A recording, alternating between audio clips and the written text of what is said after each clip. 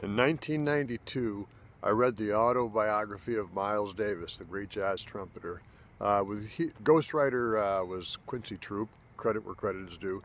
One of the best books I ever read. Miles starts the narrative with being a teenager, going to a club to see the Billy Eckstine Band, and in the band was Charlie Parker and Dizzy Gillespie, just busting at the seams to get their bebop going. And Eckstein was like, I don't know if I want these guys playing that crazy stuff in my band. But Miles' autobiography just lit my fire. He's a great raconteur. It's a story of bebop emerging from swing jazz. It's a story of Miles battling all sorts of things, including the demons of addiction. It's just an incredible narrative, and it's at the heart of the 20th century, heart of jazz art, and the struggles of the artist. So this book inspired me to create my series BugHouse, all insect jazz band graphic novel. Hello! Movie director David Cronenberg's adaptation of Naked Lunch, the great book by beat writer William Burroughs, came out in the early 90s, and it really inspired me for BugHouse Comics. Peter Weller plays William Lee, the standing character for Burroughs, an exterminator by trade. He becomes addicted to his tools. He goes around going, "Got any bug powder?" So I lifted that for BugHouse, turned it into bug juice.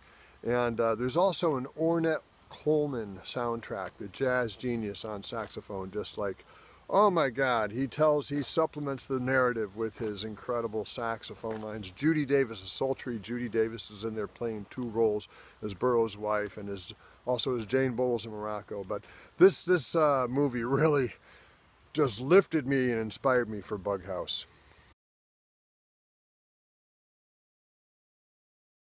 The most amazing thing about writing and drawing BugHouse was the flow.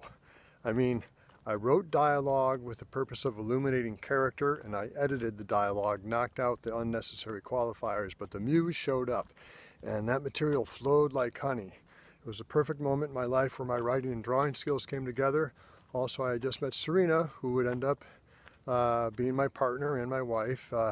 And she was workshopping some novels then, and we'd just talk about writing a lot, and she really helped me gel as a writer and tighten it up. So BugHouse, just all these things came together, plus my interest in writing and drawing myself to a position of sobriety helped too, and it was just like magic.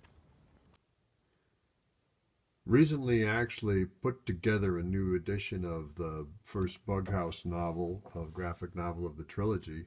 So you can go to stevelafler.com and order a copy via the Lulu print-on-demand site, or if you want a signed copy, you can probably find me an email at my website, stevelafler.com, and zip me a message. We'll work it out. And I don't know, maybe I'm going to get Diamond to carry it too. We'll see. All right.